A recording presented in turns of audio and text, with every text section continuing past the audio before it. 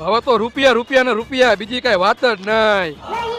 આટલા બધા રૂપિયા? ખાલી 2 લાખની જૂનમાં ગાડી લીધી અને ડ્રાઇવિંગ સ્કૂલ માંથી દર મહિને 1,20,000 રૂપિયા કમાવું. કઈ રીતે? એક જણાને ગાડી શીખવાના હું 4,000 રૂપિયા લઉં છું. એવા દરરોજના મારી પાસે 10 જણા આવે છે, એને હું 10 દી ગાડી શીખડાવું અને મહિનામાં મારી પાસે 30 જણા આવે એવા શીખવા વાળા. તો થયા ને 1,20,000. મારું કઈ ગોઠવી દે ને આમાં. તું તો ભણેલો ગણેલો હો, તું તો નોકરી કરસ, એમાં નથી થતું ભેગું? દર મહિને 20,000 રૂપિયા આવે, એમાં શું ભેગું થાય? તો આવતા મહિને આવી હજી કોઈ જૂની ગાડી લેવાનો હોય તું આંકવા માંડજે, 60,000 રૂપિયા તું રાખજે અને 60 મને આપજે અને 10,000 રૂપિયા ગેસ ના થાય તો તારી પાસે 50,000 તો વધશે. વાહ ભાઈ, તો હું રૂપિયા વાળો થઈ જઈશ. તારા જેવા બીજા 3 જણા ગોતજે અને એને કહેજે તમે 3 જણા ગોતો. એ બધા માટે આપણે જૂની ગાડી લઈને ડ્રાઇવિંગ સ્કૂલનો મોટો બિઝનેસ ચાલુ કરી નાખશું અને હું કરોડપતિ બની જઈશ. હું શું બનીશ? તું મારી હારવાર લાખોપતિ બની જઈશ. મારે બસ એક છોકરીનો પતિ બનવું છે. તમારા જીવનના જ કારણે આપણો દેશ વાહે રહી ગયો છે. માની લે તું રૂપિયા વાળો થઈ જઈશ તો તું એકનો નહીં કેટલી બધી છોકરીનો પતિ બની જઈશ.